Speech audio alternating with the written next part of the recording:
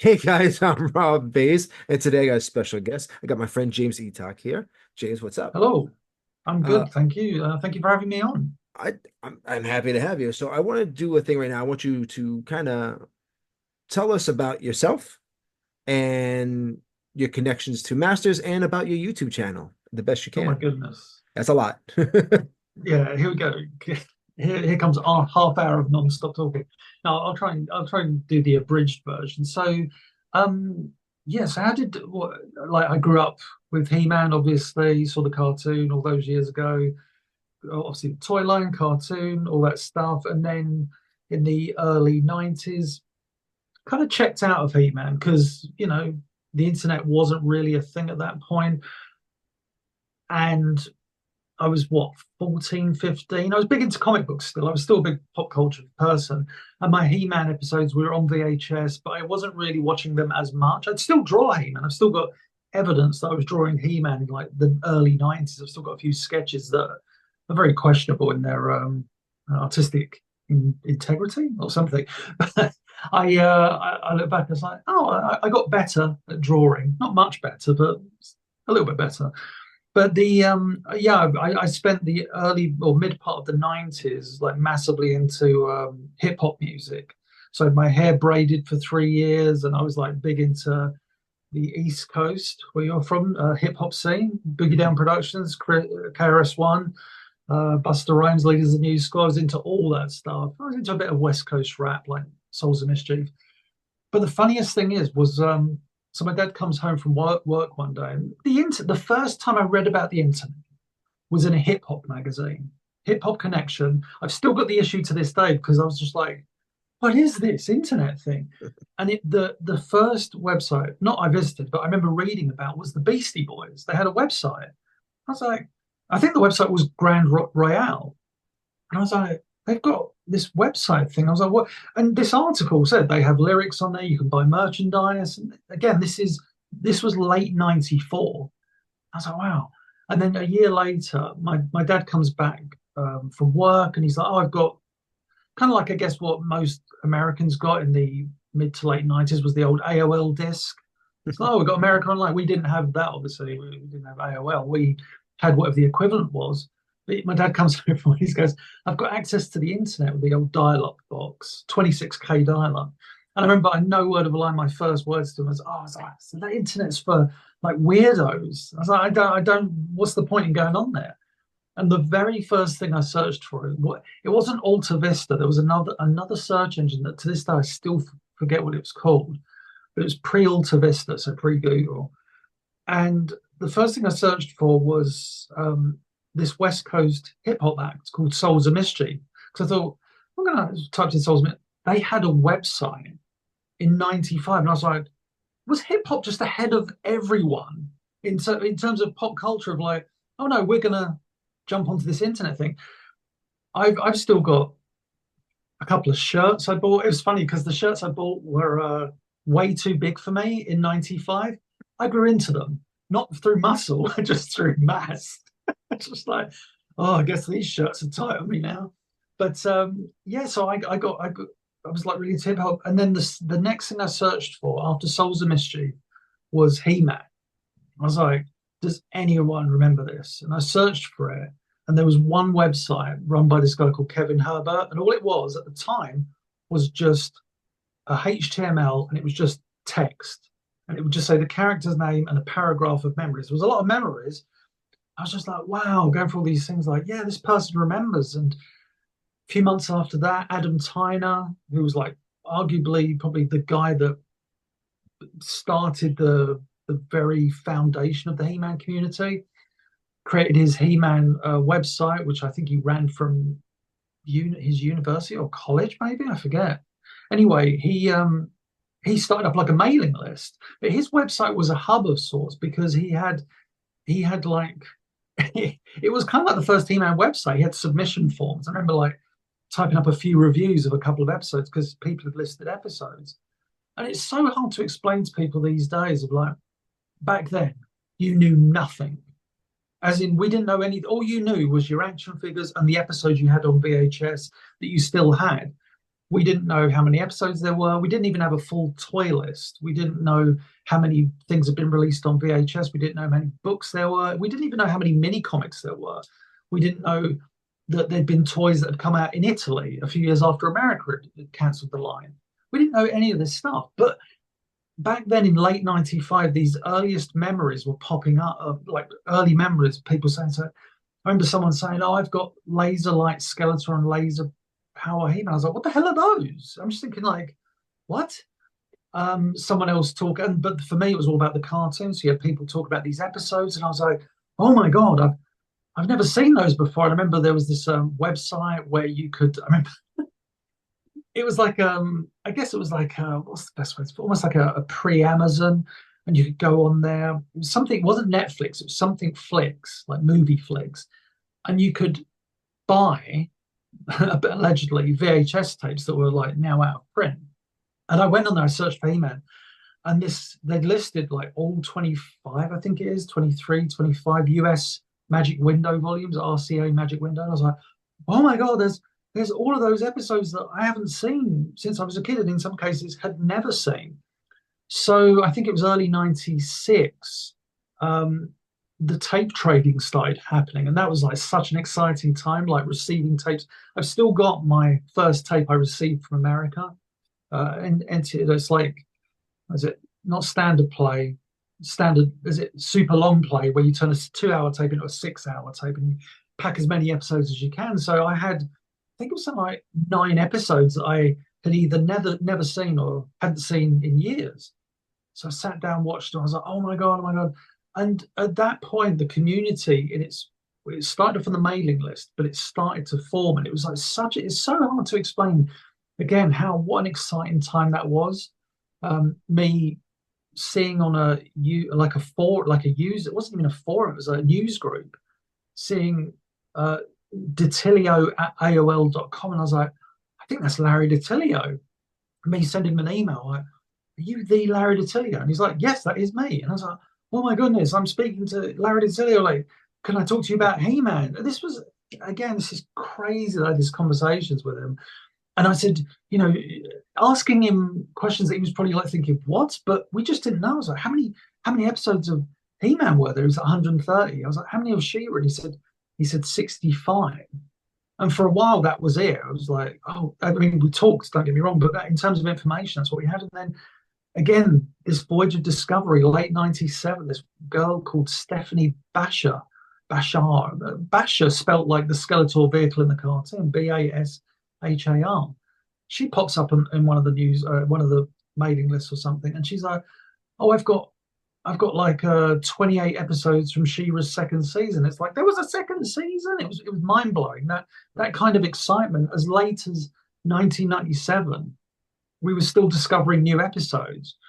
And then after that, yeah, like the community was really formed. The mailing list is where the community started. It was just where everyone was kind of fixated. And then when kind of Val took over the reins of Adam Tyner's website and turned it into He-Man.org, that's where it started to become something more. That's where the community started to be almost like you could see it. You could see the community happening. Admittedly, I was never the biggest contributor to that. I would pop in and out kind of thing. But for the most part, I enjoyed like chatting to people there. And I would always pop up to answer questions and be like the expert or something. Like, oh, I'll talk about the cartoon because I've been doing with Zadok Angel, I've been running the He-Man and She-Ra episode review website since, when did we start that? 98? I think that was August of 98. We ran that for a number of years. By doing that website, we got this fan base, and it was really cool. Like we were getting, I think it was well over, at one point it was like 2,000 visitors was it a month? Or I think it was a week, which is crazy back then. But we were doing weekly updates. Every Saturday we'd do a new review or a new special feature. Now, point Um, out that back then with the websites, you had to like pay for your. oh, So could you imagine 2,000 people hitting up in a week? If people understand, like, equate that to like when you got early cell phones, you only had so many minutes, and if you went over yeah, your minutes, that was the same thing with websites. Like you only had so much bandwidth.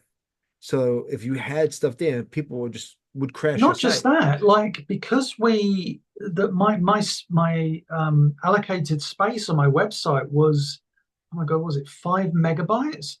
And our website was graphic graphic and well WAV to MP3 heavy. So what happened was every Saturday I'd have to take all the files off and then upload all the new files. So it was like a real, and we're talking FTP at most, at best it was 56K modem speed. And amazingly, I've still got, because on our birthdays, just for a couple of years, Zadok and I would send, I mean, they're wonderful time capsules. We'd send one another videos of our lives because we had such different lives. Zadok grew up in a very Christian house that was, they were farm, like the family was like generations of farmers. So Zadok would wake up at 5:30 in the morning, do his, duties on the farm, go to school, come home, do his duties, have dinner, and then work on the website with me. Whereas me, I was at that point, I was going to work and coming. There was only like a 3 or 4 age gap between us, but our lives were so different. So we would send one another on our birthdays like VHS tapes, and some of these VHS tapes have those early days of the website where I'm like, right, I'm just going to, talking to camera, right, I'm just going to upload our review of Shadows and Skulls, and you just see these files, and I'm talking to him as it's uploading, and you're looking at like an hour and a half of uploading. It was nuts. But yeah, though again, those early days, and then out of that episode review website, aside from kind of the people that were like really enjoying that material, we started getting people that worked on the show contact us. Like the most famous was Robert Lamb. Robert Lamb, I think I was in Canada. So this actually, yeah, our website started in August of '97 because September of '98 was it was like our year anniversary. I was in Canada and Zadok just sent me an email going, oh my God, look who I got an email from. And it was Rob Lamb saying, hey, I've just read your reviews of my episodes. They're very kind and generous. Thank you, blah, blah, blah, blah, blah.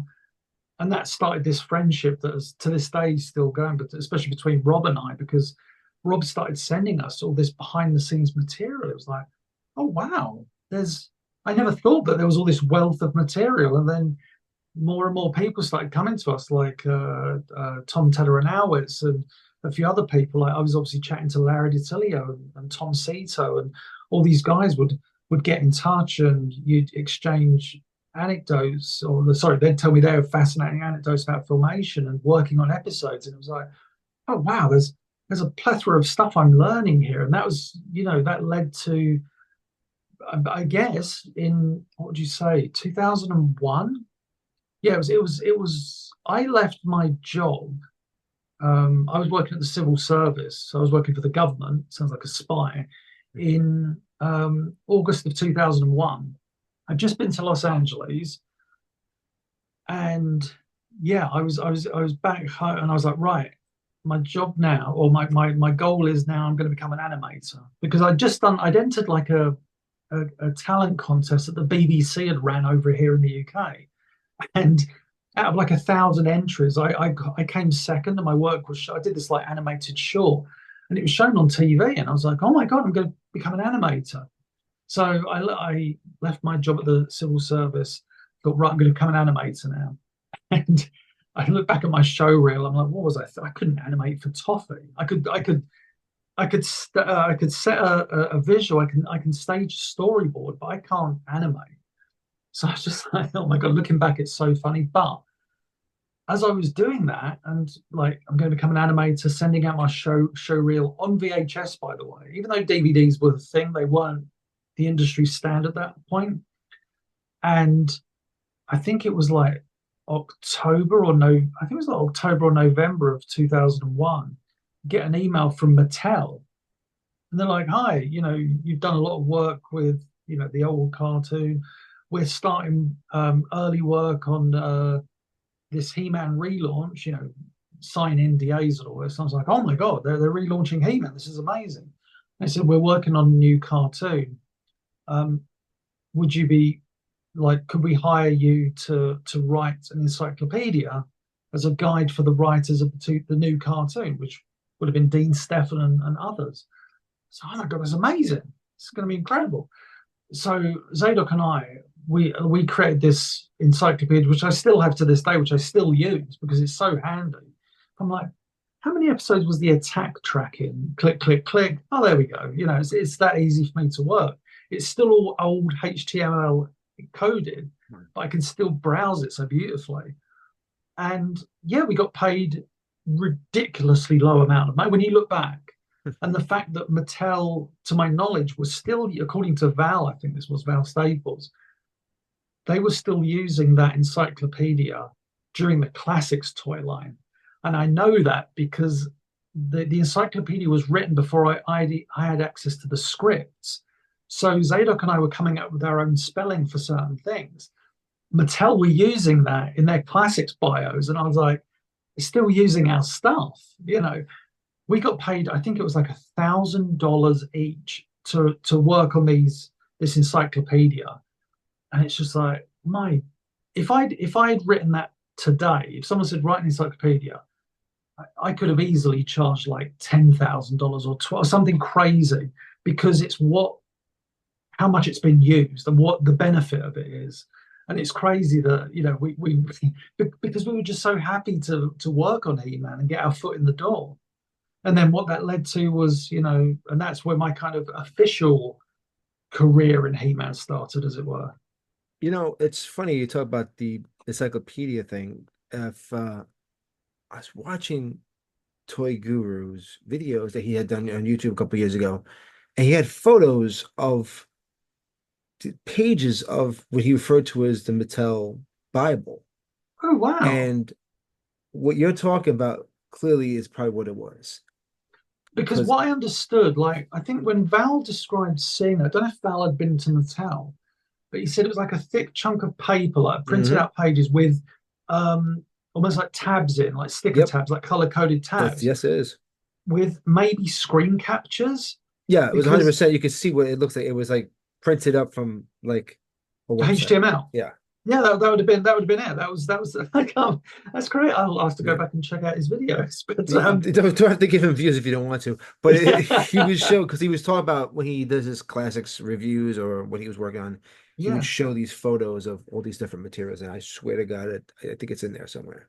no, that makes sense. That makes sense because, well, like I say, when I remember when one of the things I noticed was, you know, Mattel when they were doing classics, they did those maps. There was like Mhm. 4 or 5 different maps, and there was one of them that had like a bunch of spellings of planets. I remember seeing them going, "That's from our thing. That's from," because having read the script since, it's like we got that wrong, we got that wrong, we got that wrong, and Mattel have also got them exactly wrong the same way.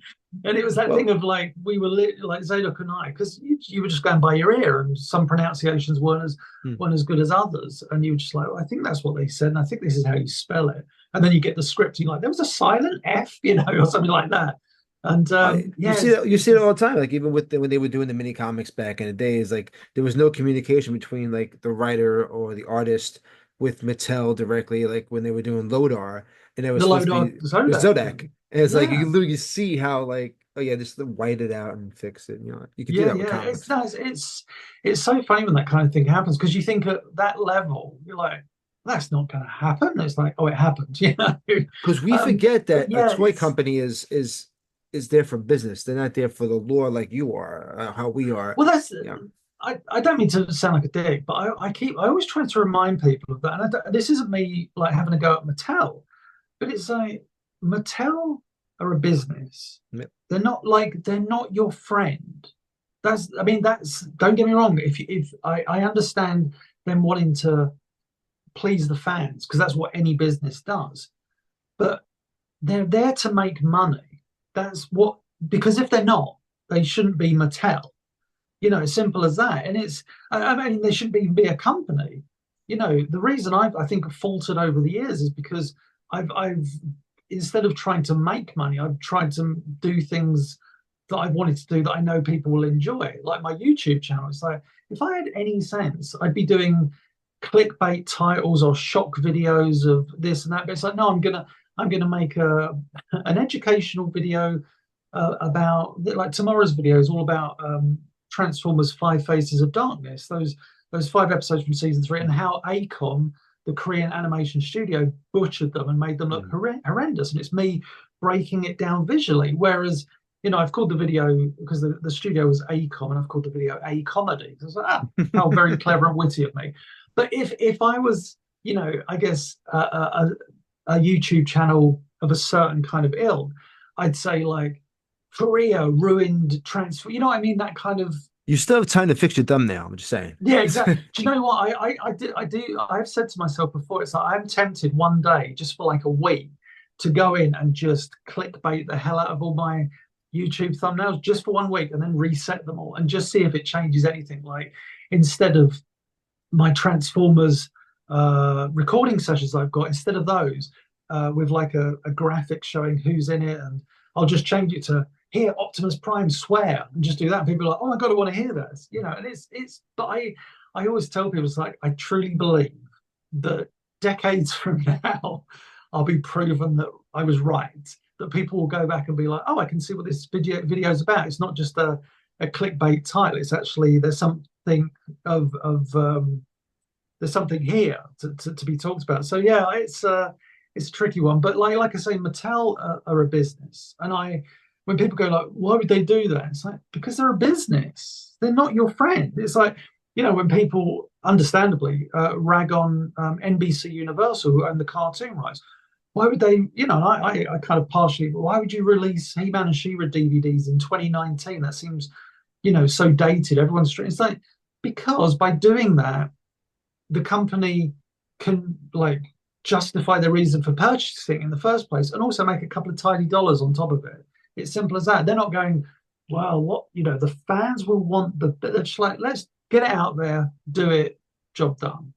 And it's yeah, and I do remind people sometimes, it's like, look, loyalty to a brand is great. Blind loyalty to a $1 billion corporation is to me, it's just nuts. And that's talking from someone who has worked with Mattel numerous times. And if anyone at Mattel kind of disagreed with that, and it's like, well, I don't believe you, like, because I think you've always got to have that, people in power at Mattel are there because they worked hard, not because they were fans of the brand.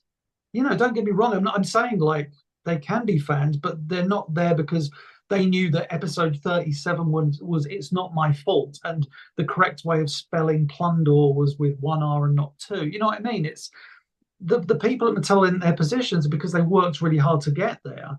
And then it's like, right, I'm working on the He-Man brand, or I'm working on I don't know, Monster High or whatever, and you learn about the brand, or you might have some prior knowledge. And again, there's nothing wrong with that. It's people, and it's a very nice thing to say. But when people say to me, "Oh, I wish you were working on the brand," I'm like, I don't. It's like, why would I like? I don't get me wrong. I like working as I do on kind of the historic aspects of the brand. It's like, oh, hire me to work on the German Blu-rays, which I did a few years back. Or it's like, I every once in a while I'll post the crazy facts that I've worked officially, I think, on He-Man and She-Ra every year since 2001. There's always been something that I've been hired for, or my work has been reused. So it's like, yeah, I've kind of got a weird 2-decade career working officially on He-Man. It's nuts to look back on that, but it's that thing of, yeah, it's sometimes hard to put into words, but I don't know. I've loved having that position, but I guess the best way to put it is I've never taken full advantage of it. It's sort of like, and yeah, I just always want to, again, going back to this, what I was just saying, like when people go, oh, I wish you were working on a live action version of He-Man. It's like, no one does, because and everyone, my critics, of which I'm guessing there are a few, because not too many people know me, but my critics would say, oh, he's just a Filmation guy. It's like, dude, my favorite Masters of the Universe stories are those 7 Gary Cohn, Mark Texeira mini comics. I adore those because they were literally like, I'm not going to be like, oh, well, they came before the cartoon and it was the best, but they were the first things I remember seeing and thinking, like, even as a kid, there was such a level of fantasy in them. And don't get me wrong, I love Filmation. It's my favorite version of He-Man. But I always say, if I was to make a live action He-Man, I would go to those mini comics as a foundation. And I said, the problem is what you got now is, every person in Hollywood wants to do their version of He-Man. You're going to get a comedy about a guy, in a business suit working on Wall Street, and it's like, he's not even called He-Man. It's like It's just, Beastmaster 2, just slightly I mean, oh adjacent. God, it's tricky, but I guess as fans, first and foremost, is what I'm always going to be is you just try and navigate the waters, and some people are like, oh, they keep changing it to the point of it's like it doesn't even resemble what it once was, and it's like, but I always say that, but whilst that's true, and the more you see of like, here's the latest version of He-Man, you're like, I wouldn't even recognize this. It's always going to return, it's always going to reset. I always think you find that. Like comic books, for example, it's like, we've done the Hulk, and it's like, well, in 1985 or six, in Hulk 324, we're going to make him gray again, like he was in the first issue. And it's like, holy shit, this is awesome. And then we're going to combine him with, then we're going to combine the green and gray form and make him the Professor Hulk. And it's like, oh, this is crazy. Then we're going to make the red Hulk, and you're like, well, now this is just a bit silly. And then it eventually goes back to the green Hulk. There's You got always like a that reset. kryptonite thing where it's like we got green kryptonite, we got red kryptonite, and we got yellow, pink, rainbow. We have Yeah, it's exactly. like Yeah, how many kind of kryptonites do you have? I do want to bring up some stuff you've worked on with yeah. actually I guess it's restoration and fixing. Was the mini comics, the lost mini comics that you're working on a new one? What's going Oh, on so with that? what you want me to talk about Terror Island, I the think Return of Terror? So yeah, that was such a random purchase. So that was, oh my goodness, it wasn't even on eBay. This was during the days of eBay. We're talking like 2004 or five, I think it was. I was online and searching for something He-Man related, and I saw like pages from a mini comic, like a complete mini comic, and it was like Master Universe mini comic. That's all it said, and it was, I think it was $1,000, and I was like, oh my god, there's like however many pages of the mini comic, and it's the original pencils and ink with the text overlay. So, but what is this? I've never seen this one before. So I bought it. Um, Looked at it, had all the writers and artists credit. I think it was Jim Mitchell was the artist, maybe. I spoke to the writer, Eric. I think his name was Eric something. He'd written a couple of mini comics. He had no recollection of it, but it was definitely a mini comic, and you could tell that it was supposed to come with probably Flying Fist, He-Man, maybe Rattler, maybe Tongue Lasher, because they're in it working Skeletor. Yeah, I got this mini comic and was like, oh my god, this is like an unpublished mini comic. And originally I was going to put it in Serial Geek, and I teased it for years, not because I'm like an evil teasy person, but I was just like, oh, when I put something out, I want to do it right. I don't want to just throw it out as a crap JPEG on, Instagram or something. It's like, no, if I present this, I want it to be done really, really right and do justice to it. So yeah, eventually scanned the pages, got it professionally colored by the artist, by the colorist who wants to be forever unnamed, which is always frustrating to me. He knows who he is. Everyone probably knows who he is, to be honest. But he did a fantastic job because he took the mini comic and made it look like a mini comic published in 80, 85, 86 with those kind of colors, kind of like the odd colored King Randall, the pink sorceress, that kind of thing. Did a really fantastic job. And yeah, we got it printed, and I sold them, I think, was it one of the first Power Cons? No, no, tell a lie. It wouldn't have been one of the first. I think it was like PowerCon, maybe PowerCon like 20. 2016 There we go. I was going to say it was either 15 or 16. I was like, I don't think there was one in 15. So it was 16. Yeah. is actually But my you sold, first. It was my first PowerCon. that was your first. Yeah. Okay. Yeah. Yeah. God, those after parties were great, weren't they? So much alcohol, but so much fun. Oh my God. But yeah, I remember, who was it? You and I forget who it was doing the Christopher Walken impressions. It was like, Well, oh, what's that's funny? brilliant. It was Dean Steffen, me, Oh, dude. and I think it was I don't remember who was sitting across from me, and they were all just kind of doing it wrong. I said, you didn't get the infliction, and when you get enough liquor Yes. in you, you can do it right. Like like uh, if you ask me to do a British accent, it's going to sound like um Dick Van Dyke doing Like in like Mary it'll be Poppins. terrible. Yeah. Well, you give me a couple good drinks, I'm going to sound like Johnny Rotten. But I'll never be able to do it regularly. So like that Yeah, time frame, it came out really good. Everyone lost their mind. But I remember looking at that mini comic and saying, this is like you if you didn't do what you did, that thing would be gone. but that's that I would say, and this could sound maybe arrogant or egotistical, but that's what I've always tried to do. It's like my kind of goal with everything I've ever worked on is to try and bring so much of what nobody would have known about to light. Because I've always wanted to celebrate, whilst you get people like, I totally understand that, like, oh, Skeletor's my favorite character, Evil is my favorite. Mine's like, I want to show what the original script for this episode was like, or how about this model sheet for this character that we never saw before. For example, like about a month or so ago, I came across about 60 to 70 pieces of development artwork from the Filmation cartoon again. And I was like, there's some characters here that could have been their own characters because there were sketches for characters that became characters. One looks like a buff Pink Panther. And I was like, that's the greatest character ever. He looks like we started calling him Big Panther because we can't call him Panther.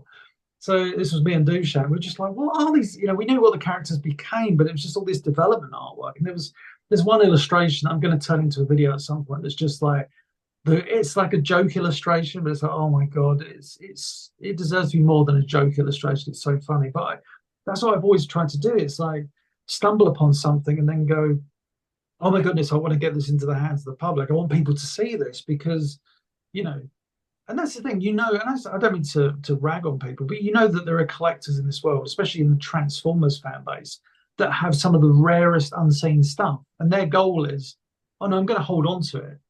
Same with Dungeons and Dragons. Real Ghostbusters not as bad. There's a lot of sharing in that community, but Dungeons and Dragons, like I remember someone like bragging that they had all these storyboards. It was like, great, can we see? And they were like, no. And it's like, well, then why bring it up? What? This is like the It's worst that dick. owning something that no one has and they want to just keep it for themselves. There's a I, lot of I communities kind like of that. I understand with like a piece of fine art. I get that because that's a one of a kind. And but like with a lot of the storyboards and scripts, it's like these were photocopied in house. And if you own the original storyboard, great. But it's not a piece of art. Don't get me wrong, I value the artwork of it, but it's something that I think can be shared without it losing its value. But a lot of these people, yeah, for like especially Transformers, it's crazy. It's a couple of years back, I was in a warehouse and I stumbled upon all this development artwork for the first three episodes of the Transformers. And the first thing I did was go on like social media and post a bunch of it. I was like, there's still a lot of stuff I've got which I want to, put out in videos. But it's like, look at this stuff. Here's Blue Streak. Here's Blue Ravage. All these the original model sheets for characters. I've got some of the earliest sketches of Transformers, and I get them out to people because like, I want people to see that Bumblebee had a firing device from his crotch. It's like that's bizarre and it's really dodgy, and there's some Freudian stuff in there. But to me, that was fascinating. But that's what I've always tried to do. And like you mentioned the mini comic. I want to say I stumbled across it last year, but I was kind of aware of it. Went to Larry Houston's his house, and he's still got quite a lot of his He-Man artwork as well as like a bunch of random other mini comic artwork. And he had these pages for this mini comic um, for the evil robot toy, which for those that don't know, um, you obviously do, and I think those of us in the community since the He-Man.org days know, is there's this random, like almost, it's like one moment in history. It's not like Megator and Titus where you saw these things going, oh, what are those? And then they did kind of come out in Mhm. Italy. But at one point, Mattel very briefly planned on doing something uh, called, it was either like Evil Robot or the Horde Bot, and it was like a repurposed, not Transformer, but like Korean or Japanese toy that was like because obviously they did that with the Meteors. I think the Meteors were a Takara line of toys that were eggs that turned into The dinosaurs. uh the uh Tama Tamagora or something like that. It means egg something. It's like a transforming egg. Uh and they that's 100% from Takara. They still make them to this day. Really? Absolutely. I Oh have wow. I have a Godzilla one. I have a Rodan, and like Wow. they've been making that line has existed since the 70s. It's just as old as Microman, just Wow. about. And so yeah, it was so funny because if you think about Mattel, it's like Transformers was starting to kill everything. Yeah. And so Mattel was like, okay, we need transforming toys. We don't know what we're doing. We'll buy this. And they bought the Meteorbs. Well, Wow. Tamagore, I think it's Tamagore. I could now I'm being caught out there. Yeah, and those were the original ones. And they've the robot you're talking about, it's so funny when you saw that and you saw what they did with Brave Star. They had the transforming vehicle like 3030 was the no, horse no, that no. turned. It wasn't that. It's actually another character that actually transforms into like a person. Yeah, it And was he's like what he's is he that like? way and he becomes very kind of Yeah, he's got a moustache or he's something. got he looks like a 1800s like Yeah, cavalry soldier. yeah, yes, yeah. Well, I forget what it's not Long Arm John. There's something I forget what his name is, but yeah, I know the exact one you're talking about. And so it's so funny when you see that horde figure that you always see that like you talk about that it's a one picture that we've ever One picture. seen. And you're like, yeah, they were trying to do that, and they just brought that stuff over to when they did the Brave. So like, okay, let's make Transformers was still big in '87. Yeah. It's like make things transform, and it's like if it doesn't work, it doesn't work. That that is the one piece of holy grail item that people talk about constantly that they want to see. There's guys that 3D printed this horde. Everyone's got a name for it, but it's so funny. I know Pixel Dan, I think Pixel Dan maybe he owns like or I know a couple of German fans do. They own the original toy. So the Mm. one that Mattel repurposed. So they own those. And I think a few people have repainted them to look like the Horde bot, evil robot, whatever you want to call it. But yeah, it's weird. Like those, you know, for me, those catalogs are so special. Not to go on a tangent, but when I was a kid, I was just obsessed with when I went in the toy shop. Randomly, they had a catalog hanging up next to all the He-Man figures. So I remember like going through and seeing Jitsu, and that was the image that stuck in my mind for years was Jitsu with like Skeletor feet, and that stuck with me for some reason. I was like, yeah, Jitsu. I remember like going online. There's probably posts like on the old He-Man.org or the mailing list where I was talking about Jitsu with webbed feet, and then years later, Emiliano Santalucia pops up with his Masters of the Universe Unbound website, and he's like he had the very catalog and had images. I was like, there's Jitsu with webbed feet, the prototype of Jitsu. I was like obsessed with those kind of little things. So the evil robot thing is just so random because it's just one picture.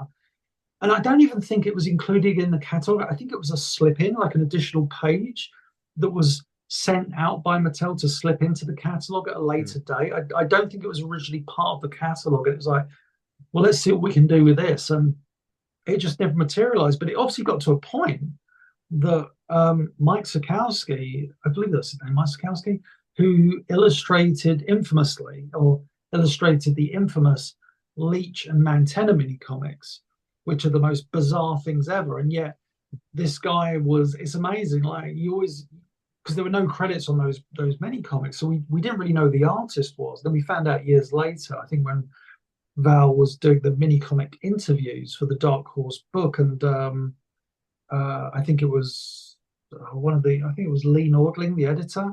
Lee Nordling said, "Oh yeah, that was Mike Sikowski who does mini comics." Mike Sikowski was like, I think he illustrated some of the earliest Justice League of America comics. He illustrated that cover of Wonder Woman where it's like it's the new Wonder Woman and she's wearing the 1960s get up with the hair and the old one's on a poster in the background. That's the guy that did the Leech mini comic, I think. And that's like blows my mind. But yeah, he illustrated a mini comic that is incomplete, but was planned to come with the Horde robot toy. Now, I say incomplete, all the dialogue is there, um, but the last 4 pages are all just like layouts, but you can see what he planned illustration wise. So I've spoken to an artist who's I'm pretty like 99.9% confident can ape Sikowski's style because his pencils, though rough, you can see what he's doing, like what his intention was for the panels. So like we can complete the mini comic and then get it colored. I just don't know when it will be at the moment. It's almost like at the moment life is getting in the way with everything. But yeah, that's kind of like my next goal is to get that mini comic out because I think it'll be a really cool one. I'm that's one thing I'm super excited for. That's the stuff I love is lost stuff being brought to the people. Like the first mini comic, now this mini comic.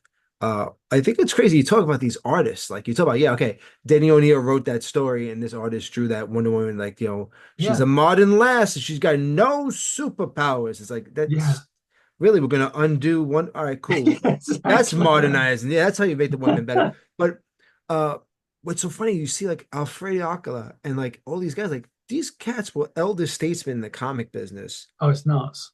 and they are working to do these mini comics. And to us, it's everything, but to them, it was a throwaway because it was a gig.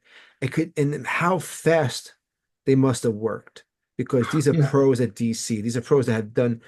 You gotta get the job done, like and how fast they can do it. Like, seems like when you talk about Tex and how like Tex, some of Tex's first Bruce Tim, some of the first work with these mini comics. It's like these are jobs given to people either so far in advance in their age that they've are probably slowing down by this time and need to do some commercial work because they can't keep up with the demands of DC or Marvel.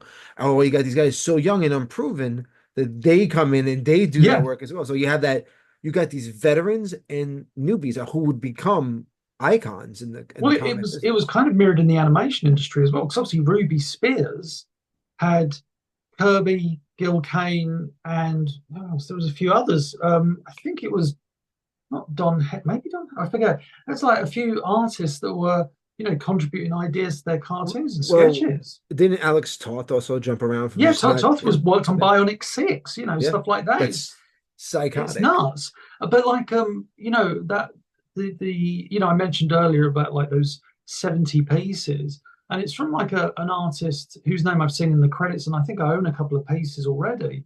But the guy's name is Rick Estrada. And I was just like, oh, let me look what else he's done. Again, another prominent DC artist from back in the day. And it's like these guys, like you say, were like the elder statesmen, kind of jumping in and out of mini comics and animation and going like, oh, like Kirby's, he'd lost that edge that made him the king by about 81. He'd done, I think, a couple of maybe superpowers mini comics. But then when you look at his artwork for like Thundar and Mr. T cartoons, and it's like it's really quite good because it's still Kirby. Well, because when you look, especially we look at Thundar and how like it was started by Alex Toth, so there was Yeah, already a guideline, and Kirby just brought in that Kirby element. yeah, That's what was needed for that hybrid world. Um, it's so, which again, like you need to have veterans that are so, how can I say it? They talk about how the business is supposed to get better, and how it hasn't gotten better. People are complaining about pay rates and stuff. I don't see any difference because they wait till these guys are so beaten down and desperate for money, come work for me for cheap. Jack uprooted his life from Long Island, moved to LA to, create this new world, and they didn't care because I think his mind was, I'm Jack Kirby.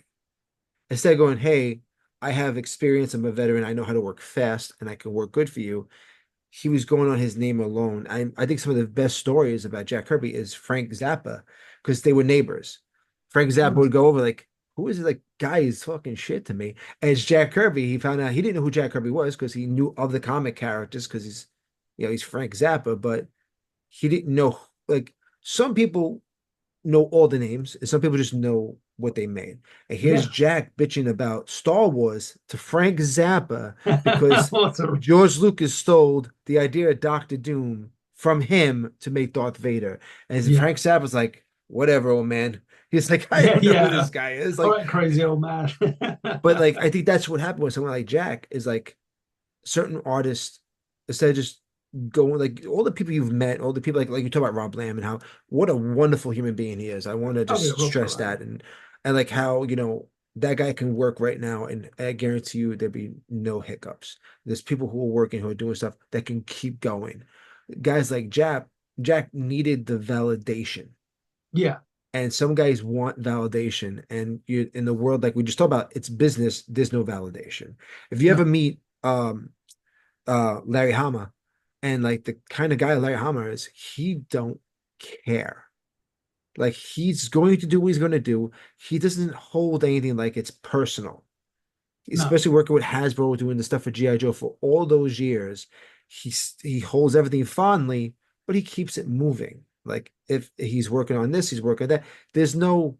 It's like looking at like Joe Kubert and realize that why Joe Kubert ran a school is because he understood how to be proficient and give what they want and stop worrying.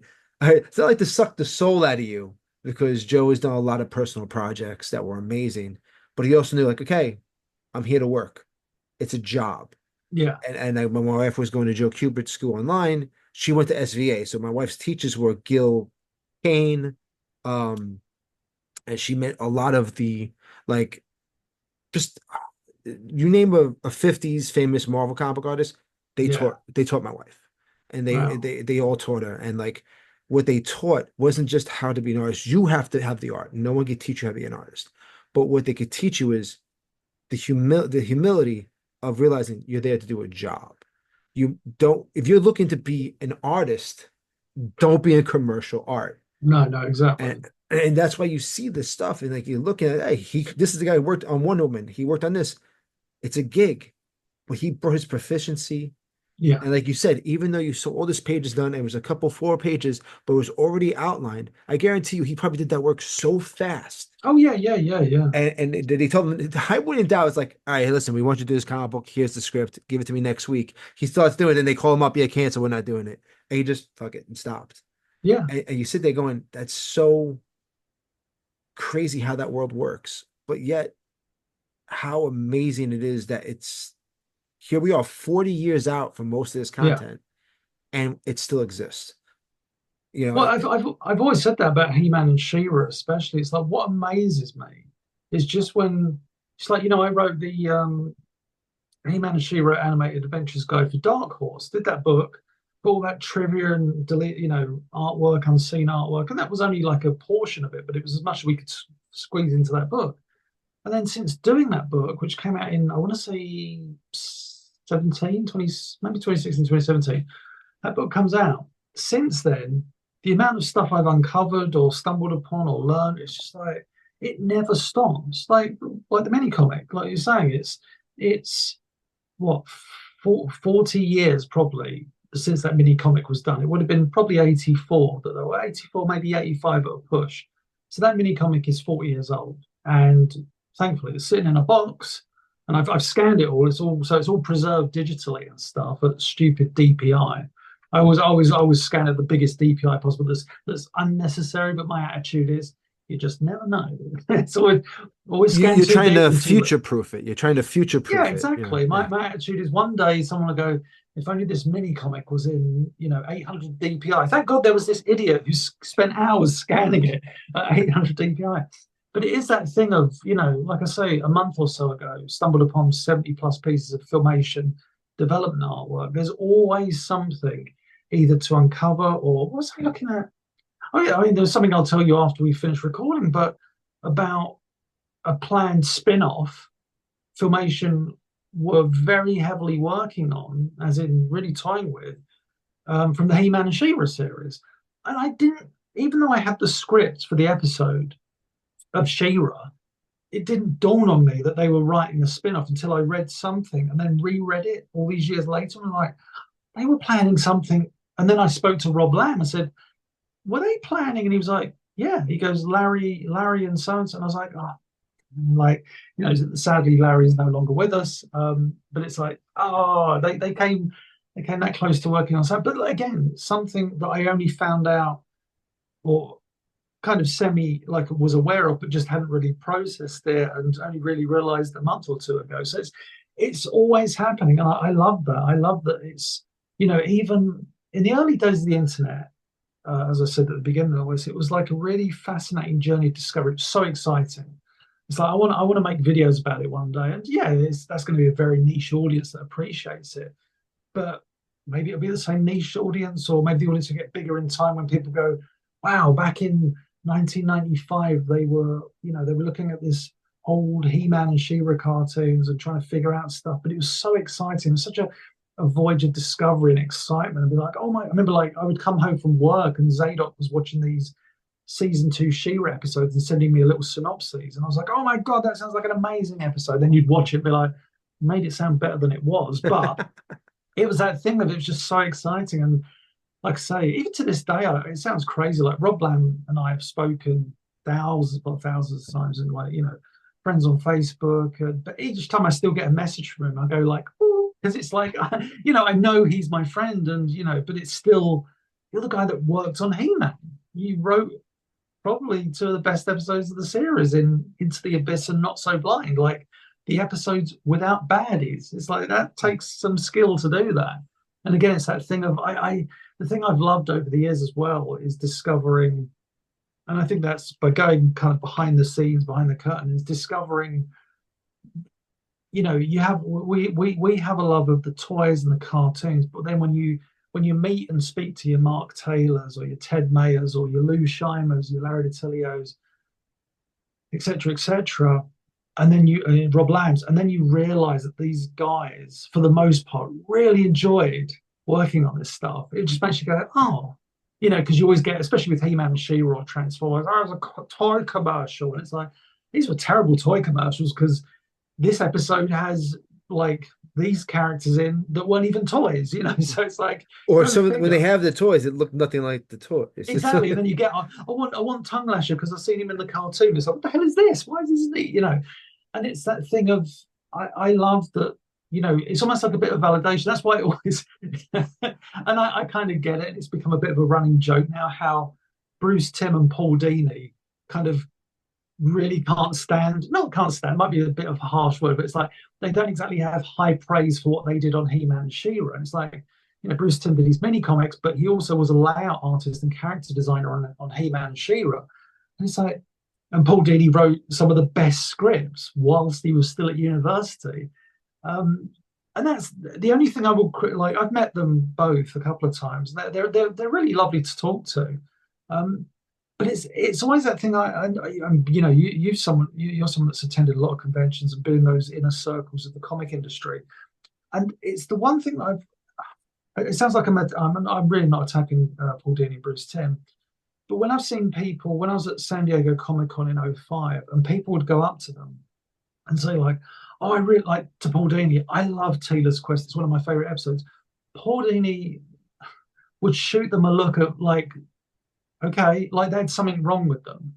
And it's like I always think that if someone's coming up to you praising what you've done, regardless of your own opinion on it, you should take not gratitude, you shouldn't be, but it's like if someone's going out of the way to go, oh, I love when you wrote Taylor's Quest, or it meant the world to me, you should be like, oh, I'm so glad you found something in there. Or even if you joked about it, said, oh, it wasn't my finest hour, but I'm so glad you enjoyed it. But then you kind of looked at them like, what are you, nuts? It's He-Man. It was just, and it's like, don't be that guy, And I think I've seen that a few times over the years, and when I'd be at Comic Cons and stuff, and it's like, I get it. No one's obliged to react a certain way. Dini and Tim can react how they want, but at the same time, it's like, oh man, kind of, give a little bit back. I call that the flock of seagull thing, where like he's like, I don't want to do Iran.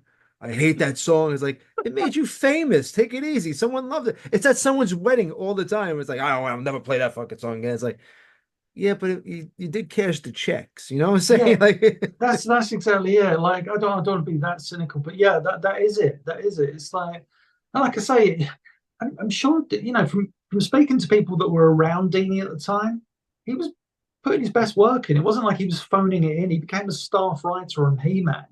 He was hired by, Lou Scheimer, who'd seen his work on a few other things and said, hey, we'll get you. And then, years later, Dini and Tim are kind of, Dini especially, was kind of talking shit about Lou Scheimer. And then there was that moment at San Diego Comic Con in 2005 where, we were stood there because, myself, Val, and Emiliano had been, because we'd worked on the DVD sets, we'd been invited over there as guests. And we're there, but obviously the main guests are like Dini and Tim are sitting there, and Lou arrives. I was like, oh wow, I'd met Lou once before. I was like, I get to meet Lou again. And Lou walks in. I turned to my friend Lee Clevenger, and I was like, is this going to be like peace in the Middle East? Because you literally had Lou Shine walking into two guys who'd been going like, oh, Filmation was like a bunch of clowns, no talent, blah blah blah. And as soon as you saw Lou, who was always just like the loveliest human, cursed like a sailor, but he was just like the loveliest human. The warmth he exuded, you could almost see them not recoil, but just be like, "Oh yeah, Lou's all right." It was like a really weirdly beautiful thing, and they all kind of got up and kind of had a chat and stuff, and it's like, yeah, we made. And I think that was like maybe the moment they turned slightly when yeah, okay, we did all right with that He-Man and She-Ra stuff, I guess it's that like hindsight or whatever. Like when Yeah, people talk, the guys who talk shit about Stan Lee are the guys that like had a secondhand, either they worked with him and hated him, or they had the secondhand knowledge of what they assume that person is. yeah, And you always get that. There's always the two sides, and then there's the middle part, right? So like it's you know when you look at Filmation and you see how much work they put out, how much they cared, um, it's I seen you see the levels of how much work goes into any animation. It does, I don't care yeah, what studios. You were just talking earlier about Akon, and even though Akon is the butt of a joke across the board, yeah. without them, most of those episodes don't get created. We No, would exactly. have it's not going to get done by one studio. Like, it can't be done. You always have to have a secondary. Um, I want to switch gears a little, and let's Yeah. talk a little bit about your YouTube channel. Oh yeah, yeah. Yeah, let's get into that and tell me, okay, you've had a couple of different channels over the years, or they Well, all yeah, still need the same. well, no, the funniest thing, yes, there's one I just remembered just then as I was about to go into this. So the first one I ever did was I ran from like 2006 to about 2012. I ran a He-Man and She-Ra blog when blogs were a thing. But I ran a He-Man and She-Ra blog that I updated. That was kind of like me trying to emulate the days of the episode review website. Try and Mhm. do a daily blog update. For the most part, I got a lot of stuff out there because at the time the BCI DVDs came out, so I could put relatively good quality images out rather than old VHS captures. It was like, oh no, and that also gave me the inspiration to revisit the series episode by episode and go like, oh, I can talk about this, I can talk about that, snapshot, snapshot. So when I was doing that blog, I also did videos, and so in order to do that, I launched a He-Man and She-Ra. I think it's called like it was just like Buster Toon's blog channel or something, and it was the early days of YouTube. So I think it was like 2006, maybe no, it would have been 2007. Sorry, and I just had like clips from the series where I'd talk about it in the blog, and I'd be like, hey, go and check out the video from Into the Abyss or The Problem with Power, and people would go over there. You had And no this was choice the but to do that because, like, how could you have uploaded video well, I mean, clips? YouTube was the way of doing it. Yeah. like, but I did have we did have episode video clips on the old episode review website. It was just like AVIs. You just download them, Yeah. or like AVIs or MPEGs, but they would just be files on your server and a link. It wasn't like an interactive thing where people could comment. So we did the YouTube. I did the YouTube thing. Started doing those videos for my blog, and this was the days before anyone with the owner. Sorry, this was the days before owners of cartoon licenses or any copyright material even remotely cared. So I was uploading videos, and I would always write like copyright Mattel or I think I wrote Filmation, whoever it was at the time. I think it was I think it was Classic Media in '06. So I was putting that on the videos. Anyway, did all those. I think I just put a bunch up. And then when I launched my Serial Geek magazine that was the beginning of '07. Yeah, so the blog must have been '06. Bloody hell, I've been on YouTube that long. Mhm. So in '07, I did I launched Serial Geek magazine. I thought in order to promote it, I'll use YouTube as like a promotional tool. So I just took loads of clips from different 1980s cartoons, edited them, rip the DVD, trim the clip, put a title card at the start saying "Buy Serial Geek," magazine, link to the website on the title card. And these videos are probably still up there somewhere. They are because it's going to blow your mind. I uploaded those videos in, like I say, early '07. Let's say the first half a year, I just uploaded a bunch of clips from Galaxy High School, Transformers, Dungeons and Dragons, Incredible Hulk, He-Man, no, He-Man She-Ra, or on my blog channel. Loaded those videos, never thought about them again. During that time, YouTube evolved and changed dramatically. Some of my videos, one of them, there's a Hulk one that has like 5 million views. And like none of those videos are monetized, none of those videos are anything. And it's just like I go back, if I can go to like a stats page, I think that channel, my old Cereal Geek magazine promotional channel, pulls in like I think it's like 200,000 viewers a month or something because people just stumble upon these videos. But I don't see any of that benefit the sales of the magazine. No, it doesn't. I don't make any money from it. So those videos just kind of sit there now doing nothing. So when I launched, so my Cereal Geek channel was kind of a product of, I don't want to say a product of COVID because that sounds like I had COVID. I thankfully avoided it. I followed all the rules and yeah, I just was very careful. Went to a few parties, but we won't go there. Licked a few faces that I shouldn't have, but you know who hasn't. But yeah, I during COVID, like you know, I was working from home a lot. I got a few like storyboard gigs, like for corporate film, which was really good. So I've managed to have an income coming in. But I was also thinking, I want to do, I want to do something that, like the old episode of your website days. I want people to look forward to a day of the week for something He-Man and She-Ra related again, or something relating to 80s animation. So if you look back at my social media, you see the odd post here and there where you can see me kind of formulating these ideas of like, I want to do something. Don't know what it is, but I want to do it. And it's just like these random posts. And then, yeah, the idea came to me and I thought, I'm going to do a YouTube channel. And it was my friend Marianne actually just randomly said, like, it wasn't that she came up with the idea, but she just said, like, you should make a channel. There were so many people making YouTube videos. She's like, you know all about this stuff. Why don't you just do it? And I was like, there's nothing really stopping me.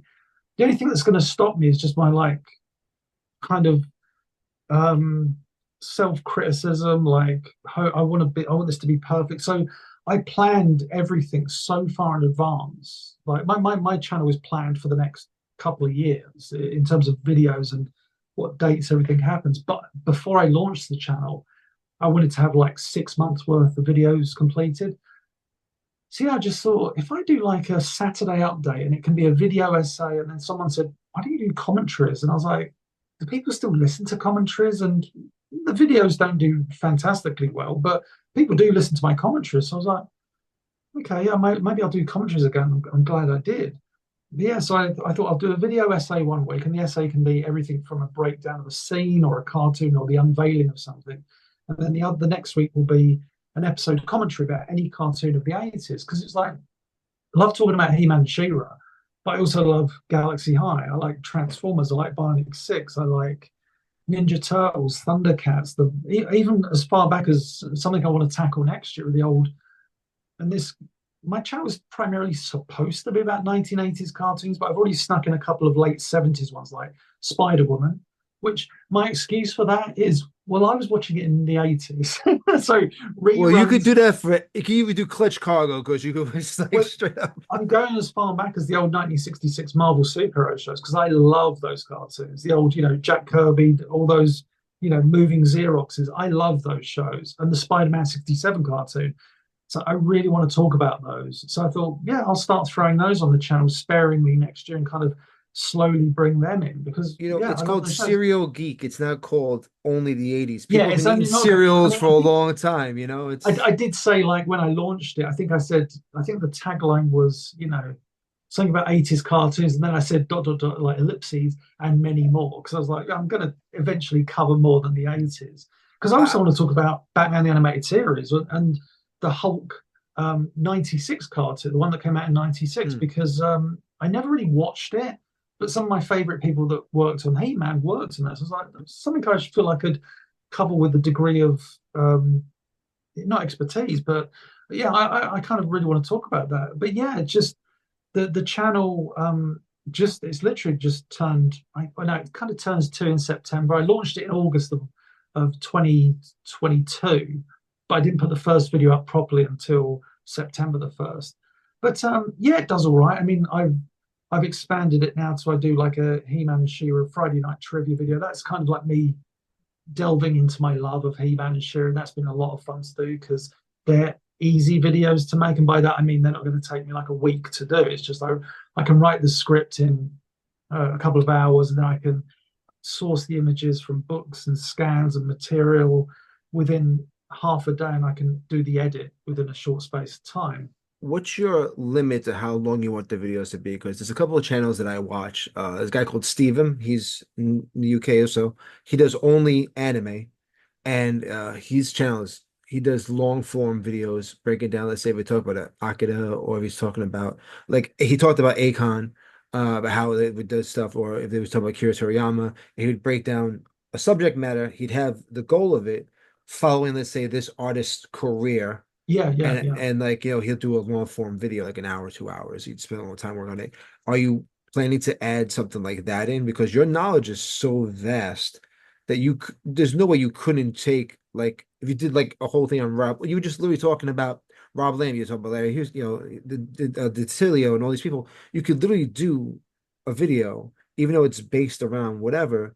You could do like a whole long form video about that person, give the history of that artist. I don't think that would be. I think that more than you Oh no, can do that, absolutely. correct? I think it's just yeah. I mean, I've kind of I always map out my stuff in advance. Like I've done videos where I cover a certain artist, but with in relation to a certain cartoon or like the Mm, interviews I've done. But I've got one coming up which is Peter Chung who did Aeon Flux, mm. and I talk about his work on the first five episodes of Ninja Turtles, and that's like a 20-minute video because it's like, well, I talk about how he I talk a little bit about his background on, how he got into the animation industry, his work on Transformers, and then how he goes from Transformers to Ninja Turtles. And it's just like, holy shit, like this guy kind of Also, did he do Phantom 2040?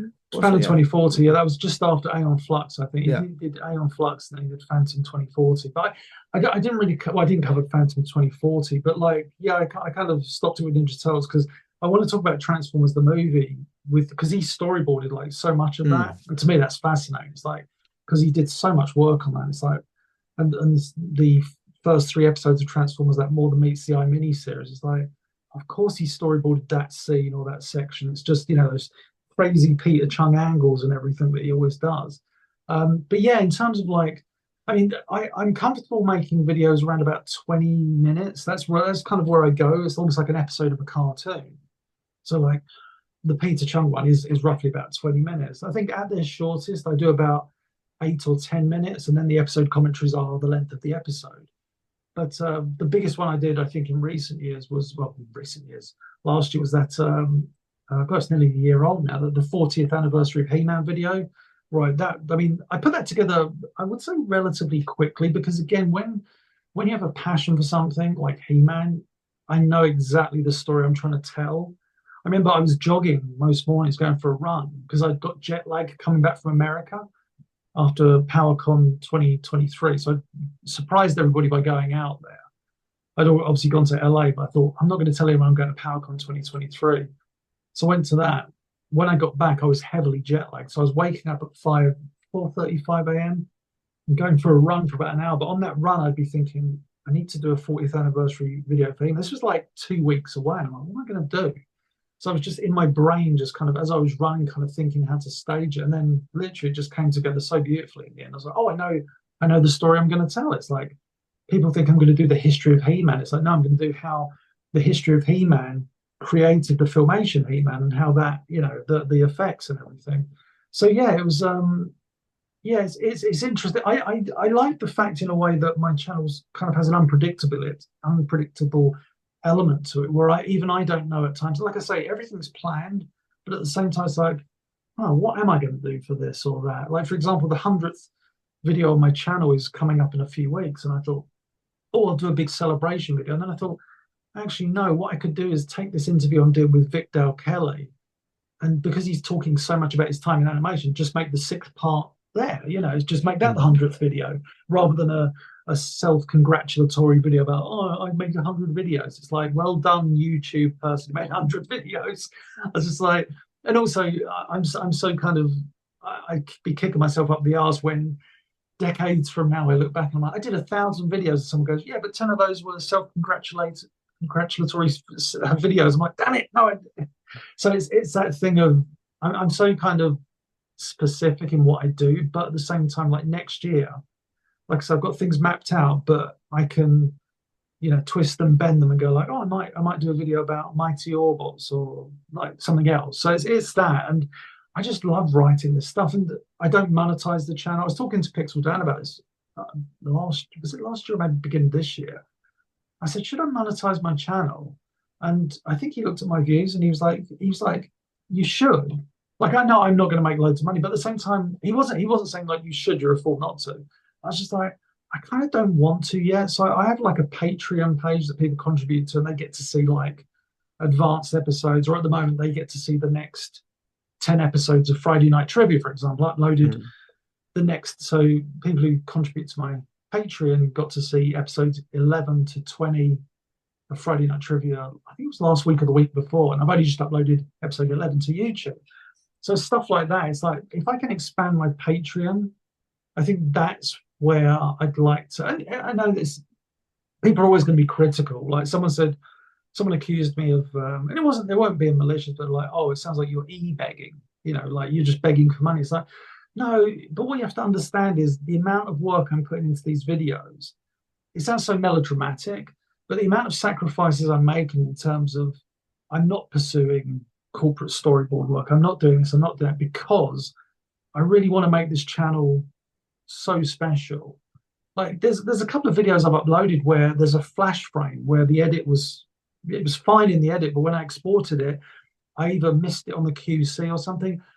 I kick myself up the arse about that. And other people are like, don't worry about it. It's YouTube. And it's like, yes, but I know that I made a bloody error on that, and that thing really bothers me. But it's Just that going that into you can edit it on YouTube. Just edit that frame out in the studio. can you? Yeah. In Yeah, I YouTube need studios, to. you go in there. The YouTube studios isn't the easiest No, helpful thing, but it's there. And you can go in there and remove stuff. You can actually maybe put in a fade or something you need I was just going to to say like my goal for this video I'm talking about would just be just to repeat one single frame in the next frame, because it's like it's a flash frame of I've got a clip, and in the clip there's one single frame, like 1/24th of a second where it cuts to the next shot, and I was like, damn it, that shouldn't have been there. So it's you very should be able frustrating. I think in studios you should be able to cut it. I haven't tried to do all Well, that. someone did. I don't believe I might not have told you this anecdote. It's one of my favorite YouTube ones. It's also it's both. It's a funny anecdote. It also kills me. So anyway, I think it was in my first year of the channel. So yeah, 2023. It was last year. I did a video called He-Man's Commercial Success, and I talked about the Castle Grayskull commercial, the Filmation they animated, the very kind of heavy metalish looking Mm. one with lots of full animation directed by Gwen Wetzler. And it's really a thing of beauty, but a thing that people are like, why didn't Filmation do that for the entire series? It's like, do you know what the budget would have been if they'd done that? Doesn't work. So yeah, I explained it to people. I made this video. It was like a 13-minute video or whatever. Anyway, upload it, and it does okay numbers, nothing spectacular. But another YouTube channel messaged me, really, really lovely guy. I keep forgetting it. Jimmy Gaddis is his name, but I cannot remember his YouTube channel. Anyway, he messages me and he said, he goes, "Do you mind if I like cite you as a source and kind of incorporate some of the footage to?" I was like, "Go for it." I was like, "That's fine," because I thought, I looked at his channel and I thought he's not doing big numbers, so it's not like some big mean corporation go, "We want your material."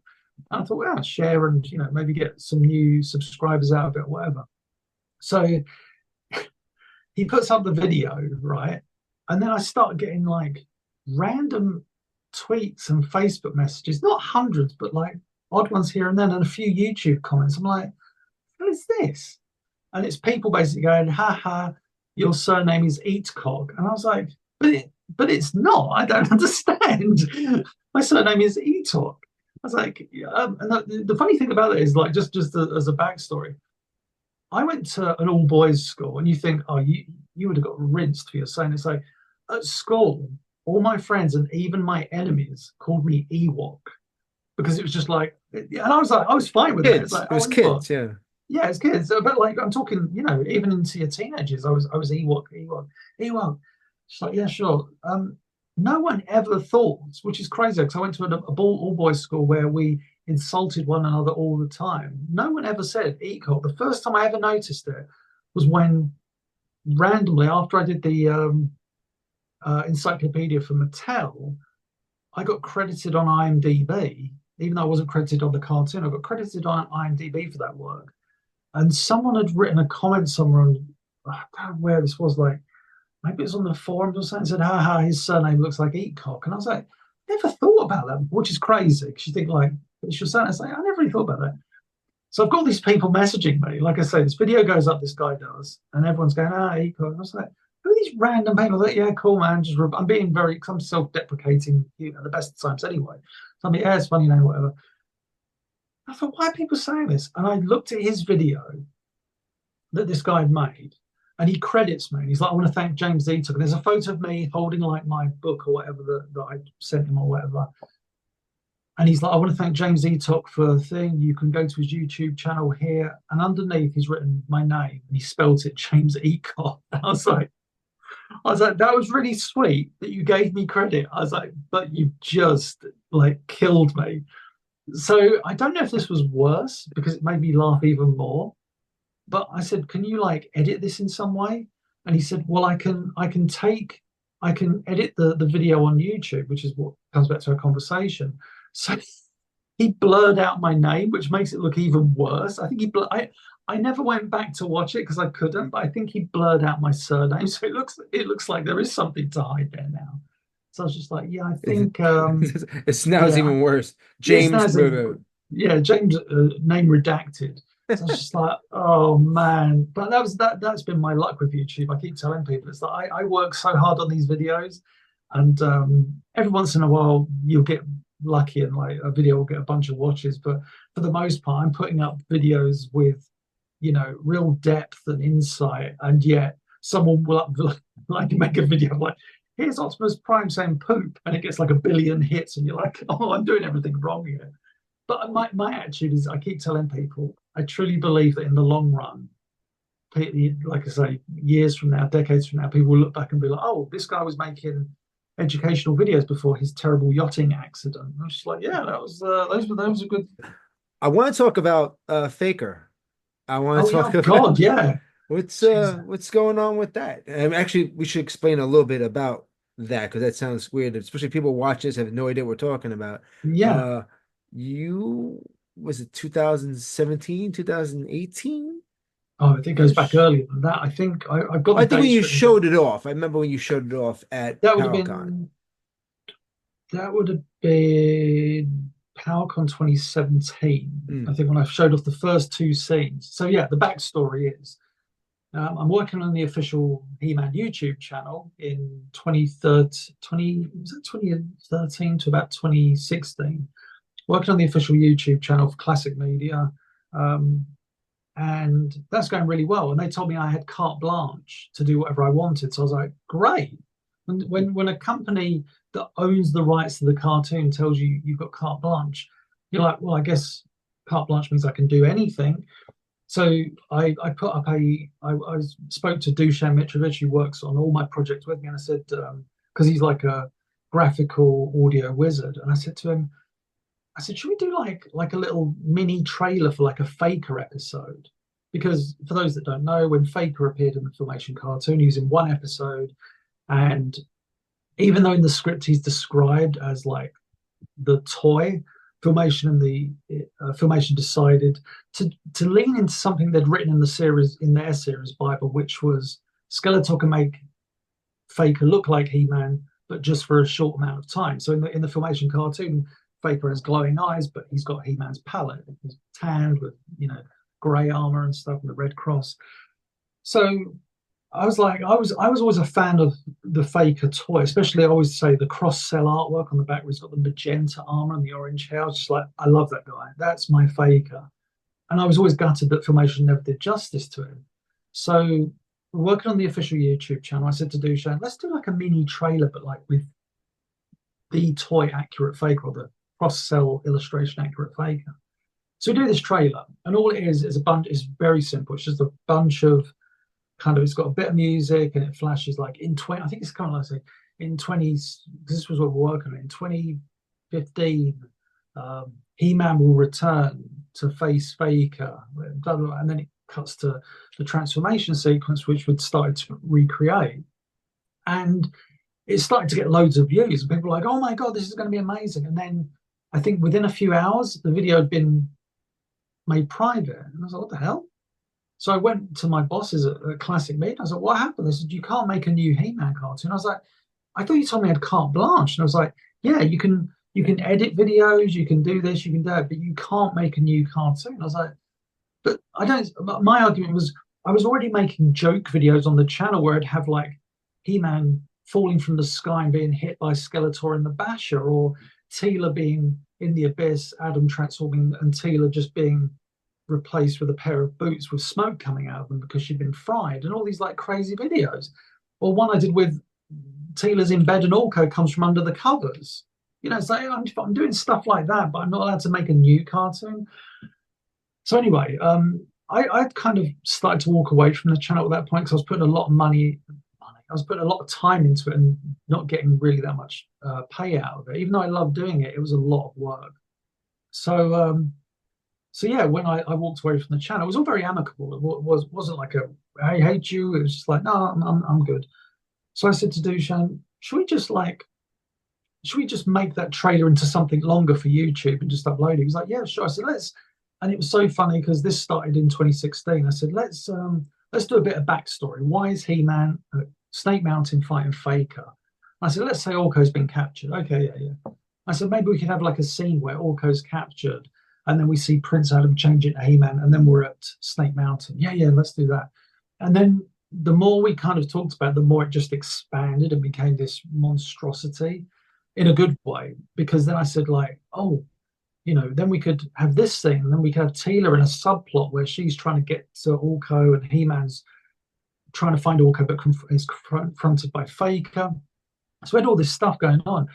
And yeah, we just started working on it in, I'd say, this late 2015, start of 2016. And people were always like, how did you get the voices? And it's like, basically, I know the series inside out so well that I was able to create like new conversations. This is prior to AI or anything like that. I was able to create new conversations using existing audio, like cutting pieces here and there, having He-Man and Teela in the Wind Raider talking from 11 different episodes, but making it sound like a conversation. So I always say, like, usually with cartoons, the script is first and the storyboard and then the animation. With this, the audio was first because that was the storyboard. So I did all this audio, all this dialogue. Then I did the storyboards to accompany the audio. And then Dushan started animating. And by animating, it was like, and people say, how did you get all the animation? Like, oh, you obviously own all the cells. It's like, no, Dushan went in and had to find all the stock from a bunch of episodes and recreate all the stock sequences. So like Teela walking into shot, looking left, right, up, down, happy face, sad face, angry eyes, happy eyes, walking forward that way, exiting that way, exiting that way. And he put those all together and then traced them all, like all the frames, all the elements. It's crazy. We had like Andrew Kramer coloring, Yuka, I can never pronounce his surname, Yuka Isakainen. Is it kind? Yeah. Isakainen. He did some coloring, I did some coloring. Yeah, we did like all this material and showed it at PowerCon, like the first two scenes at PowerCon in 2017. Showed the first act, I think it was in 2018, which was magical because that was the one where that was like the year that I think because it was, I forget why it was, but we had all the Filmation guys there. Yeah. And afterwards, after we showed Act One, it was like one of the like best moments ever where it was like Tom Taderanowitz, Robbie London, who's like the writer of, who's the guy, basically the guy who created Filmation's He-Man. He wrote Diamond Red Disappearance. He wrote the Filmation series Bible. Who else was there? Ralby Goran, a few other, Rob Lamb, and a few other Filmation people, and they were all just like singing the first act's praises, and it was just like, wow, that's amazing. It was just like so empowering to hear that. It was just like we did good work. And then cut to, I think it was 2019. So in that next year, Dushan and I complete the entire episode, and it goes from a 20-minute episode to a four. No, what did we get up to? 31 minutes. It's like 31-minute episode, right? Okay. So we're at PowerCon. It's going to be shown at PowerCon, and then even though I've been speaking to, and I've got a working relationship with NBC Universal, who now own the cartoon rights to He-Man and She-Ra, they messaged me. I think it was a month before PowerCon. I said, "You can't show the Return of Faker at PowerCon." I was like, "What? No, you can't show it." It's like we're not making any money off it. And we went back and forth. And I said, "Look," I go, like, I will show it once and then never show it anywhere again. Please just let me show it at PowerCon. I was like, because it means so much to me and these people, but we want to celebrate this cartoon. And they said, you can't show it. So we're like, okay. So then once the convention ended, as in PowerCon night was Saturday night. So technically not at PowerCon, legally not at PowerCon. After hours, I went into the convention hall, and I think, according to Val, it was like a room of about, like, he said at capacity it was like 400 people, and we would say it was pretty much. Val said it was the second most attended panel after the understandably Kevin Smith Revelation panel. So there was a room full of people, and we shut and like I stood up there and showed the Return of Faker on behalf of like myself and Dushan and those who worked on it. And yeah, it got all the hoops and hollers where I thought it would, and it was just such a joy. And I always said it was like, I think that was my mic drop moment. It was like, what is that? Not like arrogantly, but it's like, well, what is there else to do now? I've made a new He-Man episode, and people are saying this feels like a He-Man episode. Like Pixel Dan kind of famously jumped on stage at the end and was like, probably regrets saying this, but he's like something like, I don't care what Mattel do, but that is He-Man. And I was like, oh, I think he said, I don't care what live action movie or what movie's about to happen. He goes, but that was He-Man. I was like, oh, thank you. It was a really lovely gesture, and it meant the world. And people got a standing ovation. People like stood up when it ended. I was just like, oh my goodness, like we did really good. And so on the Sunday, I think it was, Rob McCullum came up to me and said, oh, I want to make a documentary about the return of Faker, like the faking, we'll call it faking formation. I was like, okay, so at the beginning of 2021, no, I think it was 2020, we launched a Kickstarter, and the goal was, I think the goal was like, it was like 13, maybe 20,000 at a push. And we did that in the first like 3 days. It was nuts. And then I really heavily pushed it, as did a few other people. I really heavily pushed the campaign to the point where it ended. I think it was like on $115,000, and then Rob took it to Indiegogo where he raised a bunch more. I think it ended with like $120,000 for this documentary. I was like, this documentary is going to be amazing. And Rob's had a few trials and tribulations along the way, but it's coming together. Like Dushan and I's part is complete in the sense of, well, the Return of Faker's done. You know, we've got a few more scenes to include, but that's not going to take us hardly any time. So I'm excited. Like I remember watching it with you and watching the filming. I just the work you guys put into it. Also, I'm pretty much sure that you guys remastered every original Filmation song for that YouTube channel, right? You guys were posting like all Yeah, like, well, tracks I and mean, this was before the tracks yeah. before that album had come out by La La Land Records, and even then they didn't have the complete everything. Like not all the tracks were present. So yeah, again, Dushan, it's like the guy is like crazy. I think like legit crazy, but crazily talented too. And he just went in and because I had all the music and effects tracks for He-Man and She-Ra, he went in and just got every episode and like laid them all out like on timelines and was like, right, there's the bit of that theme, there's the rest of it, there's from different episodes, just like he did with all the animation for the Return of Faker. It's like the amount of work he's put into it. He should like, in terms of corporate structure of He-Man brand, he should be like a millionaire, because he put that much work into preserving it and doing all this. But it doesn't work like that, unfortunately. Now, Yeah. how can I say this about the cartoons that you can't physically show it? If it got stolen and showed up on the Yeah. Internet Archives or Well, something, I mean, it's no secret. And I guess this is kind of like I said to Rob. McCullough, the documentary guy, I said, well, I guess this is a happy ending of sorts. Like when the Germans released their Blu-ray set, the which I'm looking at now in my field of vision, the German Blu-ray set, which we remastered and adjusted the speed and made all the corrections, and it's like as good as the episodes were when they first aired. Oh, as one of the bonus features, an Easter egg, they put the Return of Faker on there. They just, and I was like, "Are you sure?" And they were like, "Yeah." I was just like, "Oh my god, that's amazing!" So the Germans were just like, "Yeah, we'll put it on. Just could you do an introduction sequence for it?" I was like, "Yeah, sure." So I filmed myself in front of this background, going, "Hi, welcome. You found the bonus feature. Here's the Yeah. return." I gave like a brief 1 minute history, and then said like, "And now the Return of Faker." So the German fans, and it's still every once in a while, I get a message from going like, "Oh my god, Return of Faker's on here." I was like, "Yep." we, we snuck it on there. Like they did it without permission from obviously from NBC Universal, but they said like all you got to say is like I think I stress in the thing. I say this is a fan film. It's not official. It's fan film. That's all I also what I've It's ever the way said it it should have was. been from the beginning. I mean, you see lots of fan films and look at Daniel Benedict working on his trying to get the full Yeah. Grayskull too.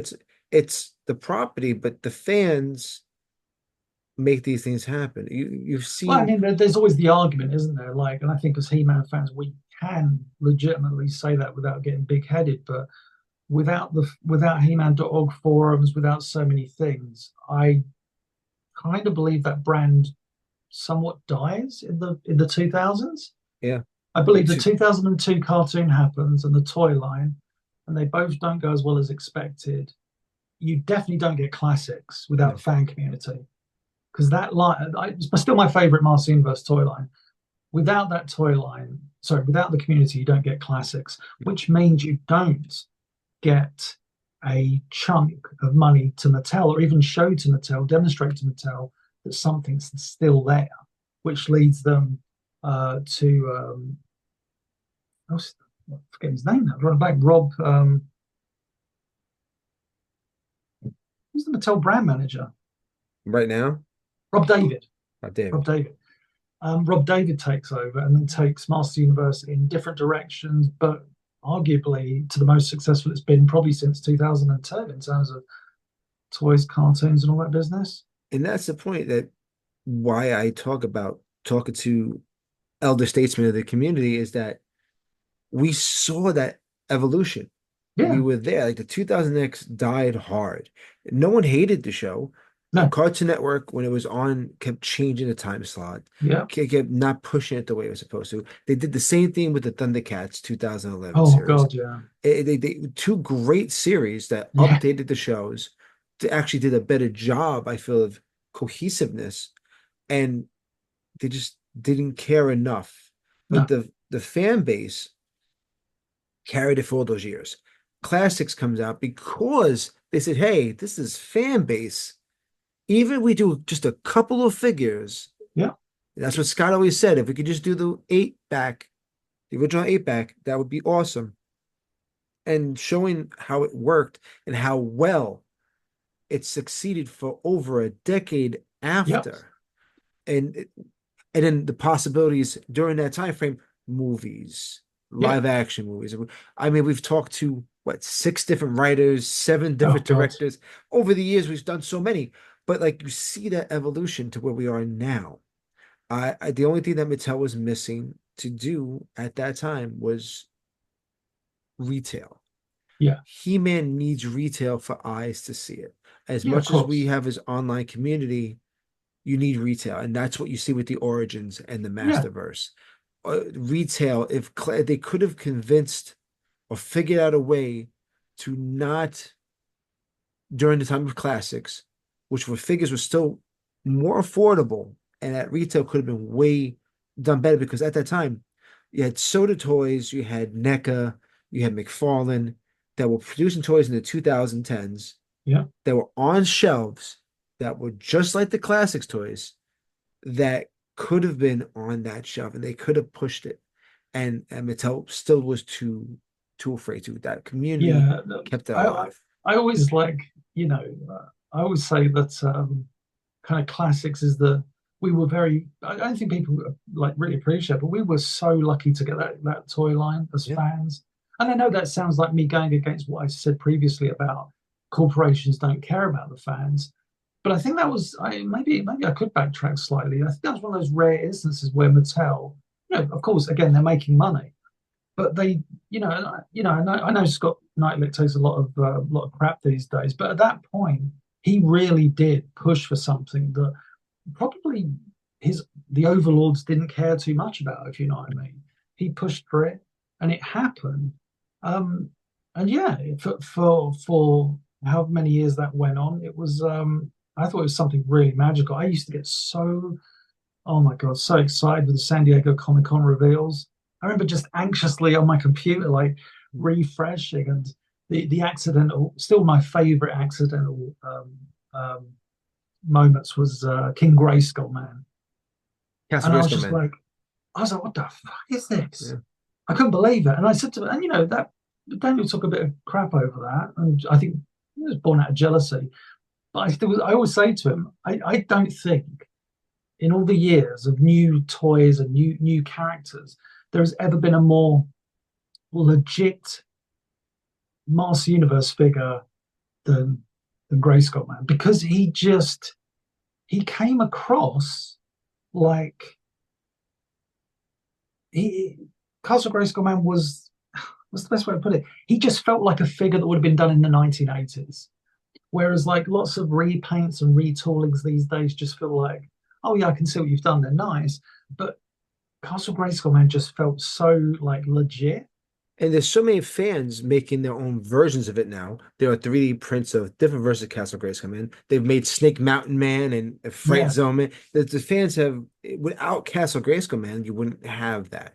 That fan base really was awesome. And for me, going to Toy Fair, being at Mattel's event and like watching yeah. them take us through, and Scott does his spiel, and like, I was there hanging out with Brian Flynn when Brian said to me, I have a meeting. Wish me luck. I'll talk to you after. And he leaves and comes back, goes, we got it. And I'm like, you didn't tell me. Got what? We're doing the classics. We're taking over classics. And I was there. It was at Wow. the Four Horsemen Mattel event. It was like they didn't do it at Toy Fair. It was at Jacob Javits. It was on several blocks away, and the bar had a flood. So they had this bar set up for us. They had to move it to a different bar, and they're running us around. It was like Oh wow. 15 degrees outside. It was like really cold. And like we go in, and and Brian was just so excited. He came over and we were talking. It was like those moments mean more to me than just the figures. It's the community, getting to know the Four Horsemen personally, get to meet guys like Brian from Super Seven, and like uh even like talking to Scott, which he always is. Some guys he likes better than others. Scott, like, will remember some people like him. That community, not just of fans, but like you were just talking about meeting Rob Lamb. Like when I got to go have like breakfast from PowerCon with Rob Lamb, like he's like, "What are you Yeah. guys doing?" I'm like, "Gonna get breakfast." He's like, "I'm coming with you," and I'm like, "Okay." Like It's surreal. Yeah. it's really weird. I remember Jeremy DeWitt walks in, he sees Rob Lamb, he goes like, like, "Yeah, we're having Denny's." Really Now that, yeah, impressive. I know the Denny's. Everyone, we always It's end up the in that Denny's. Denny's at some point. I think one of my favorite Denny stories with you is that I had given John Faust my uh Frank Langella documentary I made, that mockumentary that we showed at PowerCon, but I wasn't there to see it at the PowerCon because we flew in when they were showing the movie. And I get in, it's like late, and I'm like, let's get some food. I walk in, it is you and Lee. You're box drunk. And you're sitting across at Denny's because that's what you do at Denny's. And we sit next to you, and you're like, that was funny. And I'm like, you watched it? He goes, oh, that was so good. He came over, hugged me drunk. Yeah, like your French fries were like on the table. And Yeah, of course. like those are those things like, that make the community more. And I think like, we need like the new fans to find that. You know, Absolutely. I I mean, mean, retail is awesome, but you lose I would that say personal. I would say that's the disappointment with things like, I think retail is doing it, but I think Mm. it's the disappointment with things like Princesses of Power. Wasn't my cup of tea. I will happily admit that, because I don't think, I would say I wasn't its audience, but then what an audience, anyone should be able to watch any show. But I couldn't. I watched the first season. I was like, I didn't really tune into the rest. The same with the CGI He-Man cartoon that was aimed for real, Yeah. much younger kids. Watched the first season, thought, okay.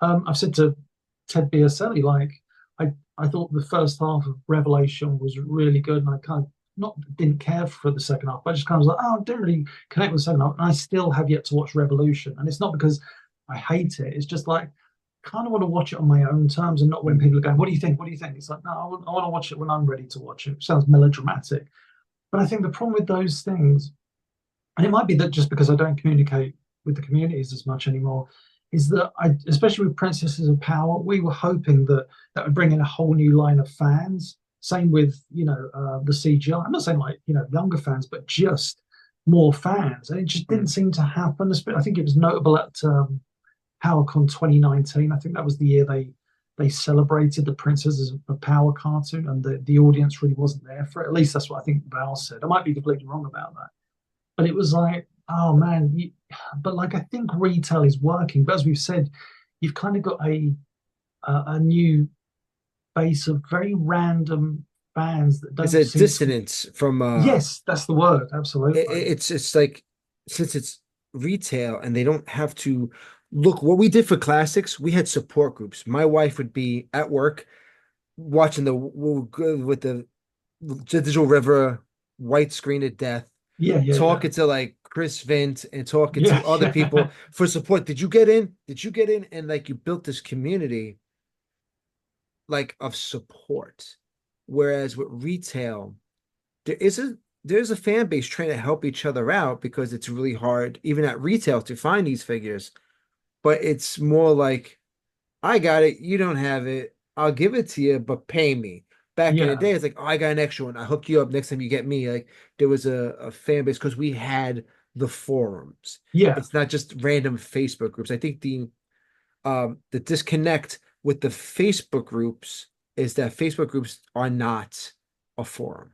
They are No, not a community. no, not at all. And those people don't go to conventions. They don't No, go like to the power cons. They won't go to San Diego. They're like, "Oh, I don't have time for that. I'm just doing."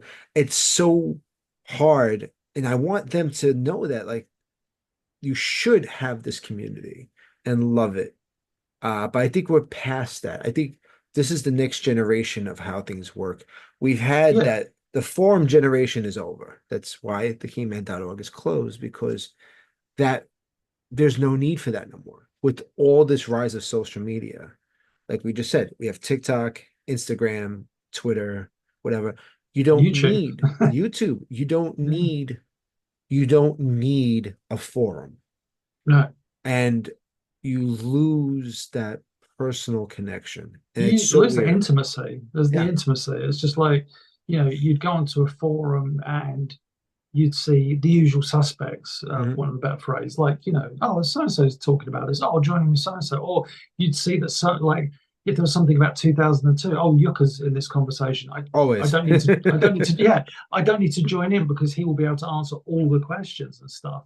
And yeah, you could make the argument for social media posts, but it always seems to be, and especially as we've talked about earlier about how social media is these days, it doesn't matter what you present. Like Yucca still, bless him, tries. And I said to him, he'll message me every once in a while saying, "Look what someone said on Facebook," and I'm like, "Dude, at this point, I'm not surprised. Like people can make up their own kind of facts now, and it's like, I can disprove them in a matter of seconds, but it's up to whether they want to believe me or not. It's simple as that. And it's like I'm too old to care about trying to, like, I'll put facts out there. If someone wants to go, well, this isn't real, it's like, well, then believe what you want. I'm surprised I I didn't get too much of a hit back from the oh, I've got low battery mode on my phone. Are you still there? Yeah, yeah, I've said it. yeah. Yeah, it's like if people aren't going to believe me, like I thought the mini comic I'd get a bit of, on that Horde Bot mini comic, people would be like, oh, that's not real. But for the most part, I think people went, oh, it's Eatock. He knows what he's talking about, hopefully. But yeah, it's one of the challenges. It's like, and I think obviously with the ever evolving internet, it's like, well, what way does it go next? As we see with politics, there seems to be no middle ground anymore. If people having discussions, it's like, we're right, you're wrong, you're wrong. It's there's you know you, old man talk, but it just seemed to be like a long time ago. There was not necessarily a middle ground, but a willingness to explore one another's ideas and stuff. And now it just seems that that element has been lost from whether it be politics, but even pop culture now. Yeah. It's like, We're having these oh, pop trans, culture wars where it's yeah, just like like, people insulting. Dushan gets in a huff about it. He's like, oh, people are always insulting. Well, not always, but on Twitter and certain things. Oh, look at the stupid old 1980s Transformers cartoon. It's so stupid. It's this or it's that. And it's like, well, it's not. I remember someone messaged me on YouTube last year, and it's rare I get interactions like this. For the most part, people seem to enjoy what I do. But someone said, "Oh, the old She-Ra cartoon was so devoid of this and that. The new cartoon was brilliant." Blah blah blah. And I replied, and I said, "Oh, you should give the old show a chance." I said, "I had a lot of talented writers working on it." Blah blah blah. I said, "I'm glad you found great entertainment in the new show or something." And I was very polite. And they replied with, "Oh my God, you're so nice." It's like, what did you want? Did you want to fight? Like, but because I actually had a conversation, said, "Okay, like I may not be a fan of that, but that's your opinion, great." And it's just that's seems to be what's lacking from the community anymore. And it's like, an unwillingness for 1 second for the new people, or what's the best way to put it? An unwillingness for people to show weakness by not knowing everything. yeah. I've seen people, not this is no word of a lie, post stuff about Filmation. This happened like twice in the last year. I've gone in not to correct them, but just say like, well, but this is what actually blah blah blah blah blah. They've gone in and changed their original post, like they've edited their post, and it makes me look like a nutcase who's just coming out and repeating what they said. It's like, no, you said the completely wrong thing. I was saying to you, well, that's not right. This is the right thing. And yeah, it's that kind of thing. They Where I'm they just feel like, stupid they when they edit it and left you. Yeah, that's yeah, just what oh, it is. I'm the intelligent one. It's like, no, I'm not. Don't believe it. But yeah, it's I don't know what shape it takes, but like my whole focus at the moment is, there's a few projects, hopefully He-Man related, that I can work on again officially. I don't know yet. There's still a few plates spinning that I need to kind of take off and start working on. That's a terrible plate analogy, but the uh, the YouTube channel is my sole focus at the moment because it's just like it's where I'm getting my most joy of just creating. Be like, oh, I can write about this. Like the Friday Night Trivia series, I've written scripts for the first 105 episodes, and I've only just shown episode 11 tonight. So all 105 episodes written, all the visuals for the first 60 are ready to go. I've just got to edit them. So it's just like, oh, I'm so excited to work on those. You see it in the content of the videos and what you're doing and how much you enjoy it. And that's something I Oh, want thanks. people. I want people, and we'll have a description below for links to all his social media, especially Serial Geek TV. You guys got to check it out. Subscribe if you haven't done that already. And just watch all his videos. It's great stuff. Just doing like the stuff on the Spider-Man Amazing Friends was first out. That's one of my favorite Spider-Man series is Spider-Man Amazing Oh, Friends. yeah. I got into superheroes later in my life, 86, but I knew all superhero stuff. My dad used to tell me because he used to read the comics in the 50s and 60s. He used to like tell me the stories at night that he read. Oh, that's so So I cool. never had the comics. Actually, my first comics were the mini comics from He-Man. I never actually had comic Oh, books until wow. so my first actual physical comic books I ever owned was in 86. So prior to that, knowing about Spider-Man stuff, it was from what my dad told me. So when Spider-Man came out, I didn't understand the cartoon too much until Spider-Man's Amazing Friends came out because it was that group effort. Yeah. And that's where you see a lot more. That and the Incredible Hulk cartoon show was back to Oh, back. yeah. And so when you do stuff with the voice actors and they're talking about the scripts and like they're all this stuff you have, it's just like most people would not share that content I know willingly. it's like the other was it last year I picked up and I've already got the kind of script in my brain. I just need to make it next year. Is that Incredible Hulk cartoon? They'd planned a second season, and I've got Misty Stewart's original proposal for it, where She-Hulk was going to be the co-star, and they were going to retcon. It's crazy. They were going to retcon the original 1982 cartoon, so that She-Hulk Jennifer Walters was no longer Bruce Banner's cousin, but a love interest. And I'm like, oh, that's so weird. So they were going to go back and redub the previous episode, like the original season one episode. But yeah, like that to me is like, what a great, I want to showcase that as a Yeah. video because it's like I've got this, Misty Stewart, sadly, I found out passed away only a couple of months ago. She'd worked on a lot of cartoons of the 80s. Because I've got this proposal here that she did with like some episode springboards. It's like, oh, I can't wait to That's turn that pretty into cool. a video, put some nice new illustrations with it, and go like, here's what it could have looked like. Nice. That's awesome. So, all right, guys, I want to thank James for coming on. We're going Yeah, to end thank it you for having me. here. Yeah, this has been great. I'm going to have to, it's going to be terrible to edit this, but Yeah, because we yeah. went off on tangents. But I want to thank you so much. So, guys, don't forget to subscribe to this channel. Go to James's channel, subscribe there, and share the video, give likes and thumbs up, and go spend the rest of your night watching James's videos. You need to do that. You're going to learn a lot. And until next time. Later, guys. All right, we got